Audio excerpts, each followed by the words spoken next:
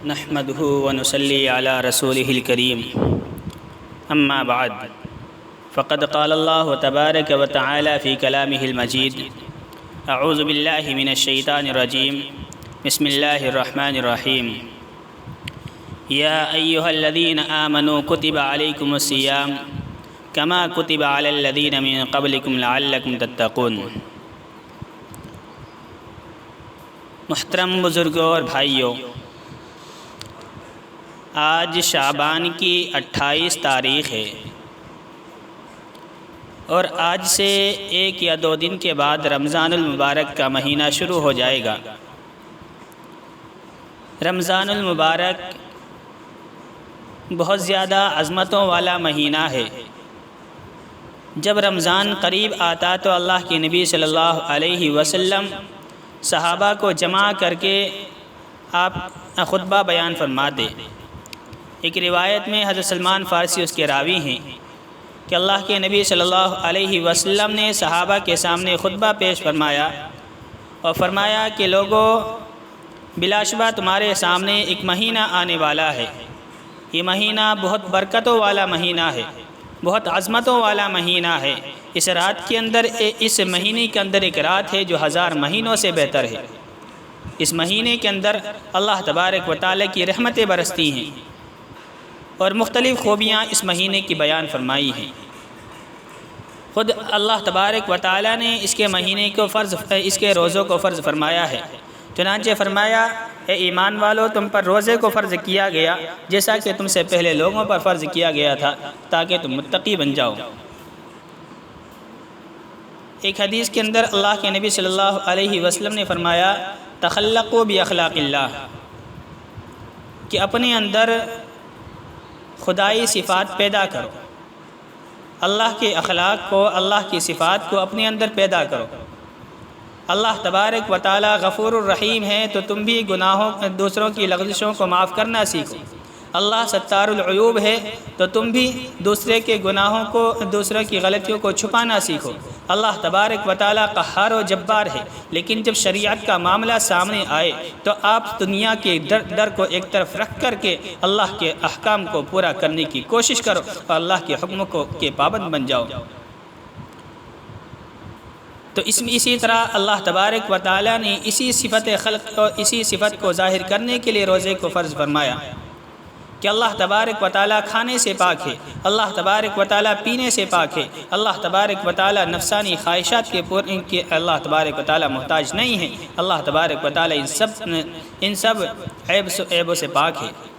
تو اللہ تبارک و تعالیٰ نے بندوں سے بھی یہ فرمایا کہ تم بھی اپنے اندر اللہ کی صفات پیدا کرو اور تم کھانے پینے سے رکو، لیکن تمہارا کھانا پینے سے رکنا بالکل یہ اجتناب کرنا یہ تمہارے لیے ناممکن ہے۔ تو اس لیے کم از کم صبح صادق سے لے کر غروب آفتاب تک کھانے پینے سے رک جایا کرو، یہ تمہارا روزہ ہے۔ نفسانی خواہشات سے رک جایا کرو، یہ تمہارا روزہ ہے۔ تو اس میں اللہ تبارک و تعالیٰ کی جو اخلاق ہے، جو صفات ہے، وہ بندے کے اندر پیدا ہوگی اور وہ اللہ تبارک و تعالیٰ کا خلیفہ بن کر کے اللہ کے نظام کو دنیا میں چلانے والا بنے گا۔ بہرحال اللہ تبارک و تعالیٰ نے جب روزے کی فرضیت کو بیان کیا تو ایسا نہج اختیار کیا ہے کہ جو دیگر عبادات کے لیے وہ نہج اختیار نہیں کیا۔ فرمایا کہ تم پر روزہ اسی طرح فرض کیا گیا ہے جیسے تم سے پہلے لوگوں پر فرض کیا گیا تھا۔ نماز کی باری آیا، فرمایا واقیموا الصلاۃ، زکوٰۃ کی باری آئی، وآتوا الزکاۃ، اور حج کی باری آئی، فرمایا وَلِلَّهِ عَلَى النَّاسِ حِجُّ الْبَيْتِ۔ لیکن جب رمضان کی روزے کی باری آئی تو فرمایا کہ روزہ تم پر بھی فرض ہے اور اس کو بوجھ مت سمجھو، کیونکہ یہ تم سے پہلے شریعتوں کے اوپر بھی اور تم سے پہلے لوگوں کے اوپر بھی فرض کیا گیا تھا۔ چنانچہ حضرت آدم علیہ السلام ایام بیس کا روزہ رکھا کرتے تھے، حضرت نوح علیہ السلام عاشورے کا روزہ رکھا کرتے تھے، حضرت موسیٰ علیہ السلام کی قوم بھی عاشورے کا روزہ رکھتی ہے، اور اسی طرح حضرت داؤد تو ایک دن چھوڑ کر ایک دن کا روزہ رکھا کرتے تھے، حضرت عیسیٰ علیہ السلام کے ماننے والے بھی روزہ رکھتے ہیں۔ تو اسی طرح اس امت کے اوپر بھی روزوں کو فرض کیا گیا۔ مقصد کیا ہے؟ فرمایا لعلکم تتقون، کہ روزے کو فرض کرنے کا مقصد یہ ہے کہ تاکہ تم متقی بن جاؤ۔ ایک روزہ ایک ایسی عبادت ہے جس میں بار بار اللہ تبارک و تعالیٰ کا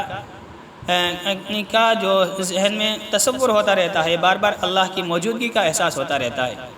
بہت سی مرتبہ ہم نماز پڑھنے جاتے ہیں اور نماز پوری پڑھ کر کے آ جاتے ہیں، تب بھی اللہ کا تصور نہیں آتا ہے، ہم زبان سے بولتے رہتے ہیں، لیکن جب روزہ رکھتے ہیں اور کسی چیز کے کھانے کی باری آتی ہے تو روزہ رکھ کر کے ہمارے فوراً ذہن میں آتا ہے کہ نہیں ہمارا روزہ ہے، رب ہمیں دیکھ رہا ہے، اللہ تبارک و تعالی ہر جگہ حاضر و ناظر ہے، وہ ہمیں دیکھ رہا ہے۔ تو یہ ہے تقویٰ کہ آدمی اللہ کے ڈر سے، گناہوں سے بچ جائے۔ تو روزے کے اندر یہ چیز کمال تقویٰ، کمال اعتبار سے پائی جاتی ہے کہ جب بندہ روزہ رکھتا ہے تو اس کے ذہن میں اللہ تبارک و تعالی کا تصور رہتا ہے اور اللہ کی حاضری کا اس کے دل میں احساس ہوتا ہے۔ تو جس طرح ہم روزے کے اندر اللہ کو حاضر ناظر مان کر کے گناہوں سے بچتے ہیں، کھانے پینے سے بچتے ہیں، تو یہی زندگی ہماری عام حالات کے اندر بھی ہو جائے کہ ہم خدا کی نافرمانیوں سے بچنے والے بن جائیں۔ تو یہ مہینہ بہت عظمتوں والا مہینہ ہے۔ اللہ کے نبی صلی اللہ علیہ وسلم نے فرمایا کہ تمہارے اوپر ایک مہینہ آنے والا ہے جس کے روزوں کو اللہ نے فرض فرمایا ہے، اور اس کی تراویح کو میں نے تمہارے لیے سنت قرار دیا ہے۔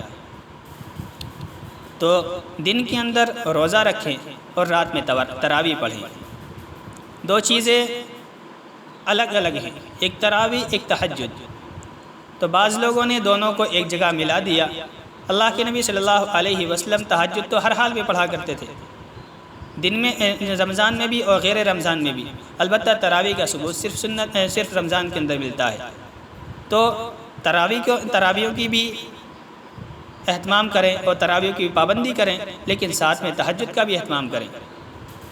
ہمارے بہت سے بھولے مسلمان یہ ہے کہ تراویح کا تو بہت زیادہ اہتمام کرتے ہیں، لیکن تہجد سے دور ہوتے ہیں۔ تو اس لیے تہجد کا بھی زیادہ سے زیادہ اہتمام کریں۔ جب سحری میں کھانے کے لیے اٹھیں تو کم از کم 2 رکعت 4 رکعت کچھ جتنے بھی میسر ہوں اللہ کے لیے پڑھ لیا کریں، تو یہ تہجد کا ثواب بھی مل جائے گا، اور اللہ تبارک و تعالی کی رضا تہجد کے ذریعے سے بہت زیادہ حاصل ہوتی ہے۔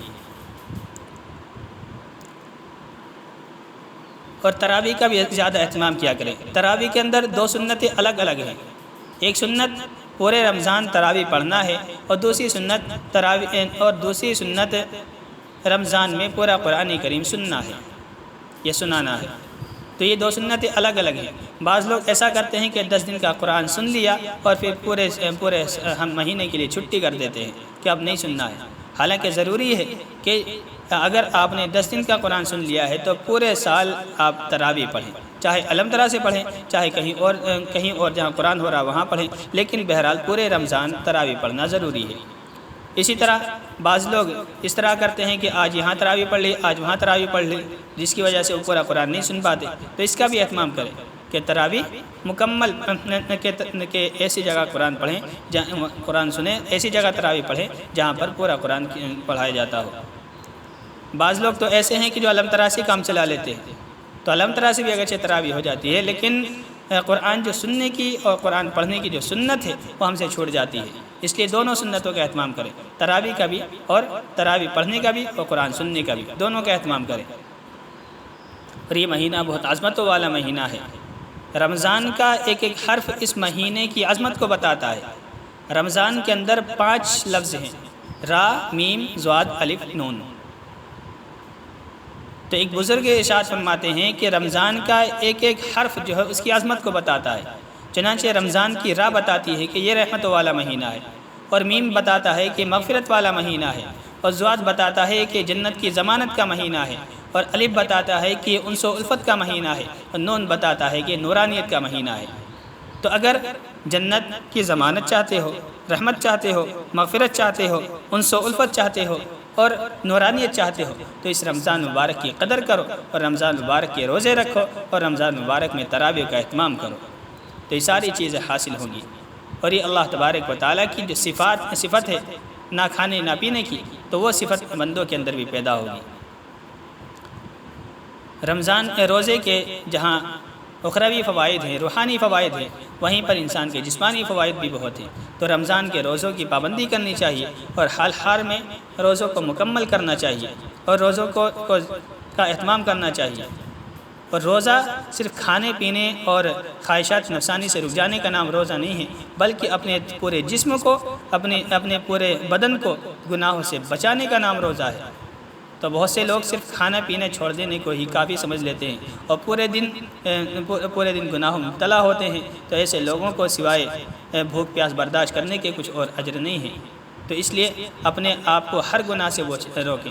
بہت سے لوگ وقت برباد کرنے کے لیے، ٹائم پاس کرنے کے لیے آپس میں مل جل کر بیٹھ جاتے ہیں اور دوسروں کی برائیاں شروع کر دیتے ہیں، دوسرے کی غیبت شروع کر دیتے ہیں، جس کی وجہ سے ان کا روزہ مکروہ ہو جاتا ہے۔ انہیں کھانے پینے کو چھوڑنے اور فاقے کے علاوہ کچھ نہیں ملتا ہے۔ تو اس لیے ہر گناہ سے اپنے آپ کو روکیں اور اپنی آنکھوں کو بھی گناہوں سے روکیں، اپنی زبان کو بھی گناہوں سے روکیں اور اپنے بدن کو کیا ہر حصے کو گناہوں سے روکیں، تو تب ہمیں رمضان کے فوائد حاصل ہوں گے اور رمضان کا بدل ملے گا۔ تو اس لیے ہر شخص رمضان کا اہتمام کرے، روزے کا اہتمام کرے۔ یہ مہینہ نورانیت والا مہینہ ہے، یہ رحمتوں والا مہینہ ہے۔ اللہ کے نبی صلی اللہ علیہ وسلم نے فرمایا کہ رمضان کے اندر نفل کا ثواب فرض کے برابر کر دیا جاتا ہے، یعنی رمضان میں ایک نفل کا ثواب اتنا ملتا ہے جتنا کہ غیر رمضان میں فرض کا ملتا ہے، اور رمضان میں ایک فرض کا ثواب اتنا ملتا ہے جو غیر رمضان میں 70 فرائض کا ثواب ہو۔ تو ایک سیزن ہے، جس طرح لوگ اپنے اپنے کام میں سیزن میں محنت کرتے ہیں، دوسری رشتہ داریاں سب ختم کر دیتے ہیں، بس دوسرے تعلقات سب ختم کر دیتے ہیں، بس سیزن میں لگ جاتے ہیں، اسی طرح یہ رمضان مبارک کا مہینہ نعمتوں کے اور نیکیوں کے کیا سیزن ہے۔ نیکیاں کمانے کے لیے اپنے سارے کام کاج میں تخفیف کر کے اور تعلقات کو کم کر کے اللہ کی رحمتوں کو لوٹنے والے بن جائیں، اللہ کی رضامندی حاصل کرنے والے بن جائیں، تو بہت جلد انشاءاللہ اس کا بہت بڑا اجر ملے گا اور اس کا بہت زیادہ فائدہ ہوگا۔ اس لیے تمام مسلمان بھائی کوشش کریں کہ پورے رمضان کا روزہ رکھیں گے اور پورے رمضان تراویح پڑھیں گے اور تمام گناہوں سے حتی الامکان اجتناب کریں گے۔ اللہ تبارک و تعالی عمل کی توفیق عطا فرمائے۔ وآخر دعوانا ان الحمد للہ رب العالمین۔